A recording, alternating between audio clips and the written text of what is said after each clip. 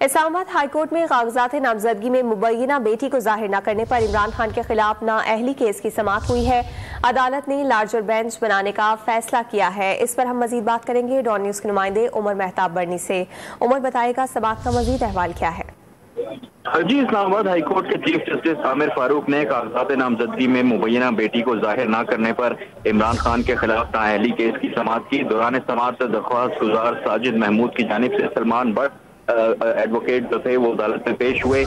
इमरान खान के वकील सलमान अकरम राजा supreme court में मसरूफियत के बाइस पेश न हो सके।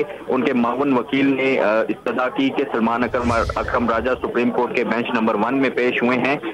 सलमान बट ने कहा कि सलमान अकरम राजा ने तहरीरी जवाब जमा कराया है, जिस पर चीफ जस्टिस ने रिमार्क्स दिए कि जवाब में कहा गया कि इमरान खान मजीद रुकने कौमी असम्बली नहीं रहे। मावन वकील ने मौक़िफ़ अपनाया कि इलेक्शन कमीशन ने खुद ही इमरान खान को डी नोटिफाई किया है।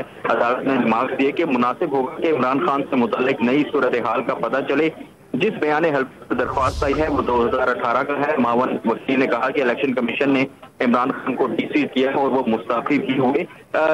अदालत की जानिब से रिमार्क्स दिए गए कि जवाब में बेंच के ऊपर भी एतराज उठाया गया, जिस पर मावन वकील ने कहा कि आप काबिल कदर जज हैं, ऐसी कोई बात नहीं।